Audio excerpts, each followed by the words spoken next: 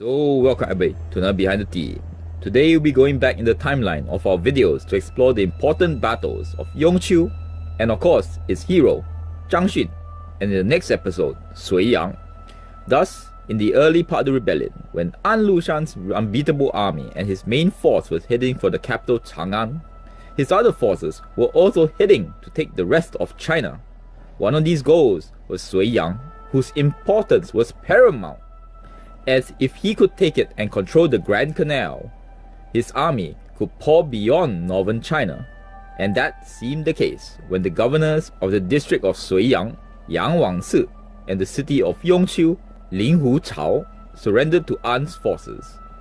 That was other than Zhang Xun, the army commander of Suiyang fortress. Defying orders of surrender, he gathered about 3,000 loyal citizens and soldiers by declaring his undying loyalty to the Tang Emperor at the Taoist temple and headed for the strategic city of Yongqiu with around 2,000 of his men. They besieged the weakly defended city and with the help of local sympathizers released a few hundred imprisoned loyal Tang soldiers and then attacked from outside and within. Linghu Chao, though, managed to escape and return with a force of 15,000 rebels. Zhang Xun and his 3,000 men though had not been idle in this interim period and had built the defenses of the city back up, proven by the fact that at the end of the first encounter, Linghu Chao was forced to retreat and lost more than 10,000 men. Sadly for Zhang Xun and his remaining force of about 2,000, the Yan rebels returned once more with a force of 40,000 rebels. It is then that possibly Linghu Chao personally asked Zhang Xun to surrender, to which Zhang Xun replied, "For your whole life, you have been known for your loyalty. Where is your loyalty now?" After which, Zhang Xun deduced that a prolonged siege would only result in the fall of Yongqiu, and thus, doing the unexpected once again, he led 1,000 men out and charged the enemy position, who were taken by such surprise that they had to retreat for upward of a few miles. They returned though, and then assaulted the city with siege equipment, but Zhang Xun had prepared for this by dipping grass balls into oil and lighting them up to throw at the enemy as they attacked, burning the siege ladders and the attacking men. Stopped once again, Linghu Chao then ordered his troops to surround Yongqiu until the city ran out of supplies.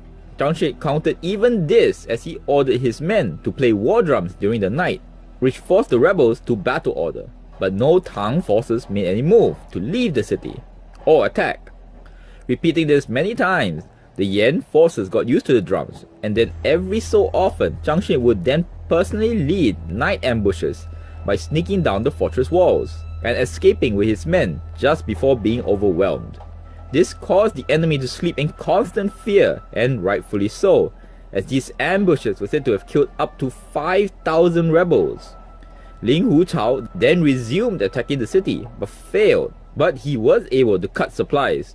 That being said, Zhang Xun was still able to hunt animals and insects within the fortress, and even managed to raid enemy supplies when the opportunity presented itself.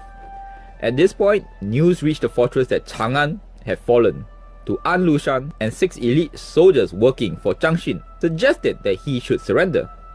Zhang Xun pretended to agree, then beheaded the 6 men the next day in front of a portrait of the Tang Emperor for treason, which removed any more talk of surrender. Soon though, almost all the arrows had been used in the fortress, and so Zhang Xun got the men to take 1,000 scarecrows and dress them in armor. They then lowered these scarecrows down the walls, and thinking they were an ambush force, the enemy shot arrows into them. The arrows were then of course collected and used by the defenders. Noticing that they had been tricked, orders were passed that arrows were not to be shot at any figures hanging down the wall, which happened for the second night. On the third though, as the figures were once again ignored, they actually were 500 of Zhang Xun's best men, and they attacked the rebels.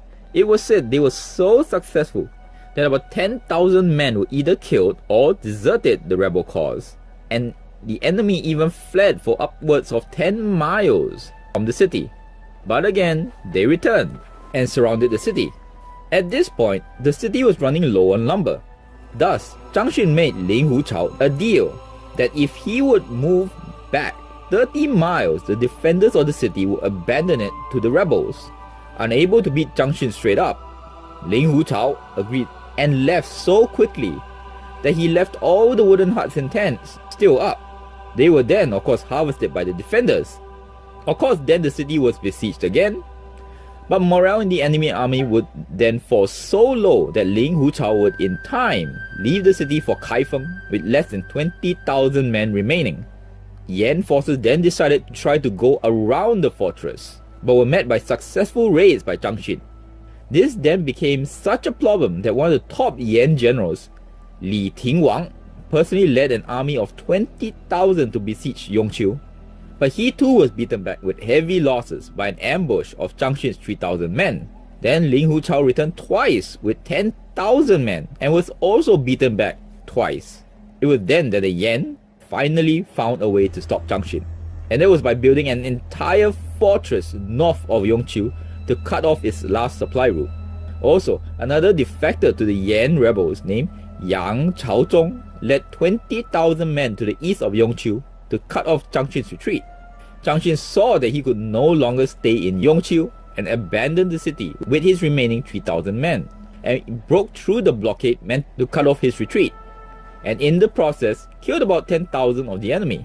From then, the Yan forces led by Yi Zhiqi was sent to besiege Suiyang, and with reinforcements, the army besieging Suiyang was estimated at over 130,000 men.